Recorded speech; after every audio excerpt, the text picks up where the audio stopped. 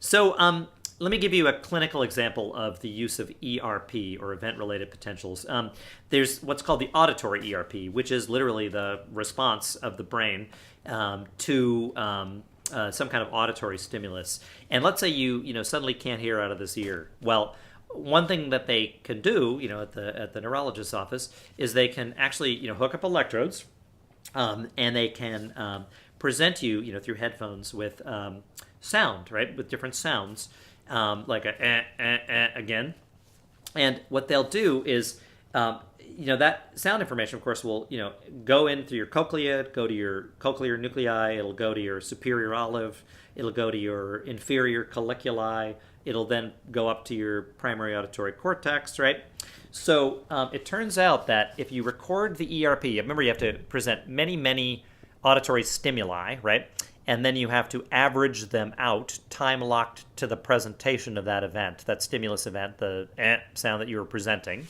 You'll actually get a waveform, right, like this. And here's the stimulus onset at 0, right, and here is the response like this, right? These later peaks, these later onset peaks, are much bigger amplitude, right, because you're recording from cortical locations. This is temporal lobe and other regions that are going to be processing this incoming information. Down here, you've got these little tiny little things here, right? These little tiny tracing changes.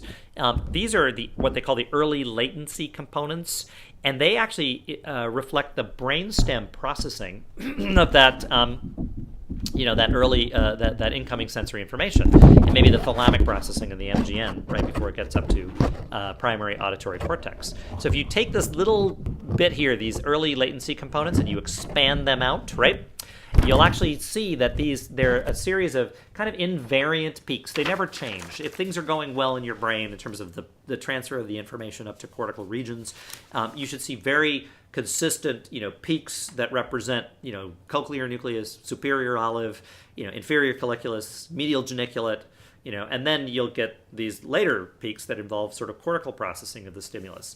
Well, let's say all of a sudden, one of these like early latency peaks that are always invariant, never seem to change, suddenly goes flatlines, right?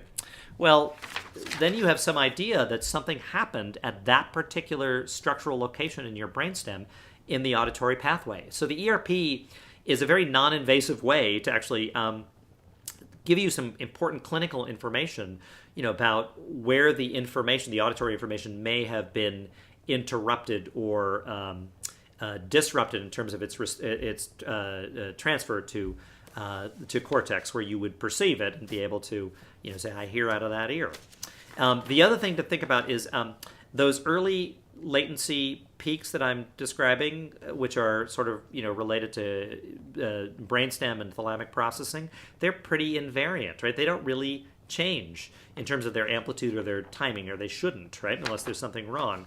But these later peaks that you see, it's listed here as the N1, the P2, the N2, these are cortically generated, and they actually will be subject to alteration based upon what you're doing. Like, for example, if you're attending, to the input coming from one ear, you will see increased amplitude, right, of those particular peaks, those cortically generated later peaks.